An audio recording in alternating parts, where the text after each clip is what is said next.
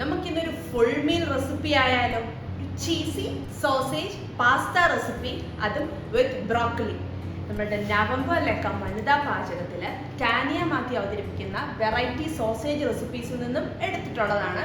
അപ്പോൾ നമുക്ക് നോക്കാം എങ്ങനെ ചെയ്യാം.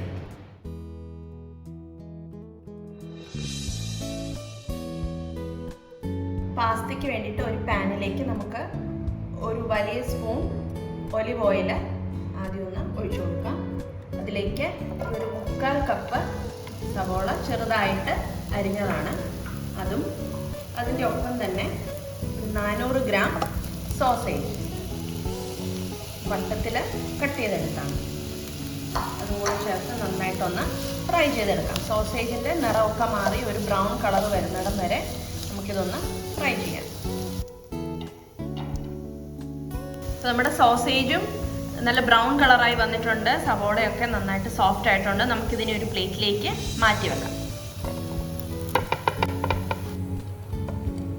അതേ പാനിലേക്ക് നമുക്ക് 2 ടേബിൾ സ്പൂൺ ബട്ടർ ഒന്ന് ഉരുക്കിയെടുക്കാം. വൈറ്റ് സോസ് പ്രിപ്പയർ ചെയ്യാൻ വേണ്ടിയിട്ടാണ്.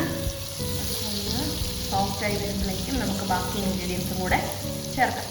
ബട്ടർ അധികം ചൂടാക്കരുത്, അത് കരിഞ്ഞു പോകും. അതിനു മുമ്പ് നമുക്ക് ഇതിലേക്ക് 2 ടേബിൾ സ്പൂൺ മൈദ നന്നായിട്ടൊന്ന് മിക്സ് ചെയ്ത് കൊടുക്കാം.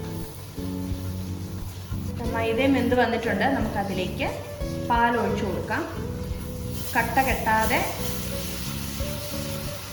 കണ്ടിന്യൂസ് ആയിട്ട് നമ്മൾ ഇളക്കിക്കൊണ്ട് വേണം വൈറ്റ് സോസ് പ്രിപ്പയർ ചെയ്യാൻ. ഇപ്പോൾ മൈദയും പാലും കുറുകി വന്നിട്ടുണ്ട്. നമുക്കതിലേക്ക് ചീസ് ആഡ് ചെയ്ത് കൊടുക്കണം. ഒരു 2 കപ്പ് ഷെഡർ ചീസ് നമ്മൾ ഗ്രേറ്റ് ചെയ്തത് ഇട്ട് കൊടുക്കണം. ഒന്ന് മെൽറ്റായിട്ട് വരണം. ചീസും നന്നായിട്ട് മെൽറ്റായിട്ടുണ്ട്. നമുക്കിതിലേക്ക് വേവിച്ച് വെച്ചിരിക്കുന്ന മാക്രോണി ചേർത്ത് കൊടുക്കാം. ഇത് ഞാൻ ഉപ്പിട്ട വെള്ളത്തിൽ വേവിച്ച് വെച്ചിരിക്കുന്ന മാക്രോണിയാണ്.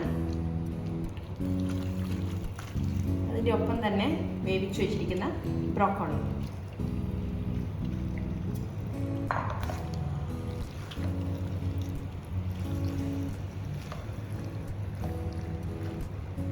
റെഡിയാക്കി വെച്ചിരിക്കുന്ന സോസേജും സവോളയും കൂടെ ഉള്ള ആ ഒരു മിക്സും കൂടെ നമുക്കിട്ട് നന്നായിട്ടൊന്ന് മിക്സ് ചെയ്ത് എടുക്കാം.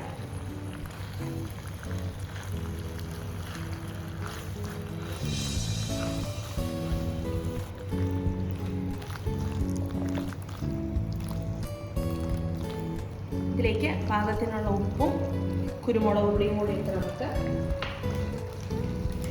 എടുക്കാം. ഉപ്പ് നമ്മൾ മാക്രോണിയും ബ്രൊക്കോളിയും വേവിച്ചപ്പോൾ ഉപ്പ് ചേർത്തിട്ടുണ്ട്. അപ്പോൾ അതനുസരിച്ച് വേണം ഉപ്പ് ചേർക്കാൻ. നന്നായിട്ടൊന്ന് മിക്സ് ചെയ്തെടുക്കാം.